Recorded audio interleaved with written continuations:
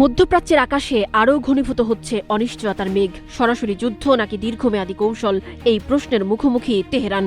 যুক্তরাষ্ট্রভিত্তিক think tank Quincy institute for responsible স্টেটক্রাফটের সহ প্রতিষ্ঠাতা ত্রিতা পার্সি মনে করেন, এতদিন ইরানকে চাপে ফেলতে ওয়াশিংটন ও তেল আবিব যে কৌশল নিয়েছিল তা ছিল এক ভ্রান্ত সমীকরণের ওপর দাঁড়ানো। ত্রিতা পার্সির মতে, ট্রাম্প নেতানিয়াহুর মূল পরিকল্পনা ছিল ইরানের শীর্ষ নেতৃত্বকে লক্ষ্য করে ধারাবাহিক চাপ সৃষ্টি করে এমন কাউকে সামনে আনা যিনি তাদের কাছে আত্মসমর্পণে রাজি হবেন। কিন্তু বাস্তবতা দিচ্ছে ভিন্ন ইঙ্গিত। পার্সির বিশ্লেষণ বলছে, মার্কিন প্রেসিডেন্ট ডোনাল্ড ট্রাম্প ধারণা করেছিলেন পারস্য উপসাগরে বিমানবাহী রণতরী মোতায়েন এবং সামরিক শক্তির প্রদর্শনী ইরানকে পিছু হটতে বাধ্য করবে। কিন্তু তেহরানের ক্ষমতাসীন কাঠামোর দৃষ্টিভঙ্গি একেবারেই আলাদা।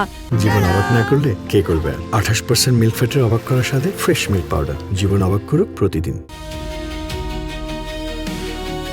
ইরানের শাসন ব্যবস্থা মনে করে যুদ্ধ টিকে থেকে সামাল দেওয়া সম্ভব, কিন্তু আত্মসমর্পণ মানে রাজনৈতিক ও আদর্শিক আত্মহত্যা। সেটি শুধু সরকারের পতন নয়, বরং রাষ্ট্রের মৌলিক কাঠামোর ভেঙে পড়ার ঝুঁকি। ফলে ইরানকে ভয় দেখিয়ে নতি স্বীকার করানো সহজ সমীকরণ নয়। পার্সির ভাষায়, যদি সত্যি আত্মসমর্পণ করাতে হয় তবে কেবল কয়েকজন নেতাকে সরালেই চলবে না, রাষ্ট্রযন্ত্রকেই ভেঙে দিতে হবে। কিন্তু সে লক্ষ্য কতটা বাস্তবসম্মত তা নিয়েই প্রশ্ন রয়েছে।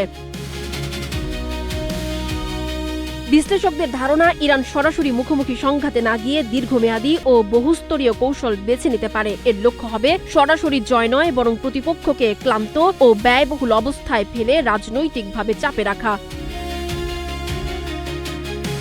সম্ভাব্য কৌশলগুলোর মধ্যে রয়েছে মধ্যপ্রাচ্যের বিভিন্ন ফ্রন্টে মিত্র ও সহযোগী শক্তিগুলোকে সক্রিয় রেখে বহুমাত্রিক চাপ সৃষ্টি করা। এতে সংঘাতের ক্ষেত্র বিস্তৃত হবে এবং প্রতিটি ফ্রন্টে যুক্তরাষ্ট্র ও তার মিত্রদের ব্যয় বাড়বে।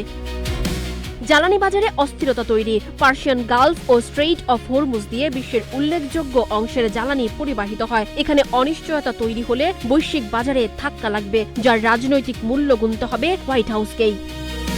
দীর্ঘস্থায়ী ক্ষয়যুদ্ধের মাধ্যমে এমন এক পরিস্থিতি তৈরি করা যেখানে প্রতিটি সামরিক পদক্ষেপের অর্থনৈতিক ও রাজনৈতিক খরচ ক্রমাগত বাড়তে থাকবে। লক্ষ্য হবে ওয়াশিংটনের জন্য এই সংঘাতকে রাজনৈতিকভাবে ভঙ্গুর করে তোলা।